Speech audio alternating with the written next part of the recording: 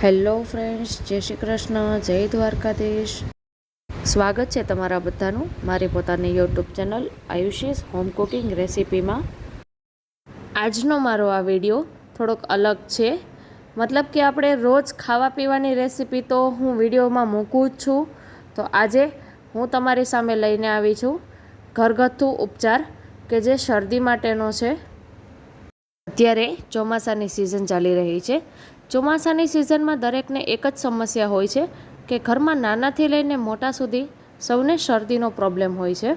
તો મારી પાસે શરદી ભગાવવાનો એક દેશી ઘરગથ્થુ ઉપચાર છે કે જેમાં આપણે કોઈપણ જાતનું દવા લેવાની થતી નથી, કોઈપણ જાતની સાઈડ ઇફેક્ટ નથી અને ફક્ત ને ફક્ત 30 રૂપિયાના ખર્ચે બની જાય છે. તો ચાલો આપણે શરદીના ઘરેલું ઉપચાર માટેની રેસિપીનો વિડીયો સ્ટાર્ટ કરીએ. આ દવા તમારે શરદી, ઉધરસ કે પછી માથાના દુખાવા માટે પણ ચાલી શકે છે. તો ચાલો આપણે વિડીયો સૌપ્રથમ સ્ટાર્ટ કરી.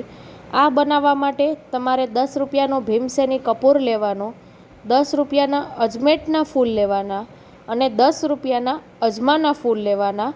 આ ત્રણેયને આપણે આખા પાકું ખાયણીમાં અને આવી રીતે પ્લાસ્ટિક કે પછી કાચની બોટલમાં સ્ટોર કરી લેવાનું અને ત્યારબાદ તેને 2 થી 3 કલાક માટે તડકે મૂકી દેવાનું.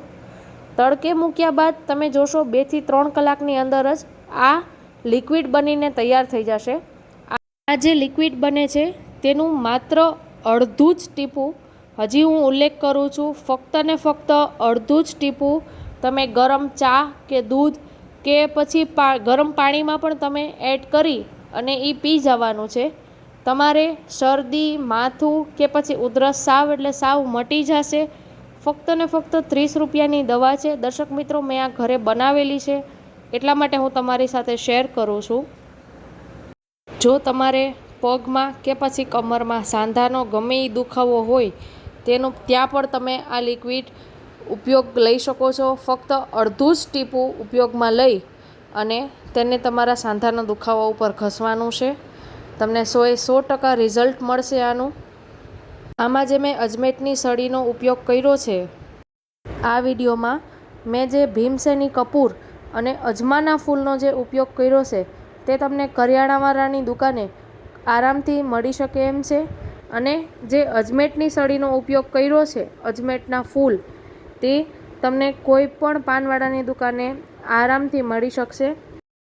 તો દર્શક મિત્રો, મારી આ રેસિપી તમને ગમી હોય તો હું ખૂબ વિનંતી કરું છું કે તમારા ઘરે તમે જરૂરથી એક વખત ટ્રાય કરજો, જેથી કરીને આપણે આપણા બાળકો કે પછી આપણા વડીલો બહારની એલોપેથી દવાથી થતા નુકસાનથી બચી શકીએ. મારી આ રેસિપી તમને ગમી હોય તો તમે તમારા મિત્ર સર્કલમાં પણ શેર કરજો, લાઈક કરજો અને કોમેન્ટ પણ જરૂરથી કરજો.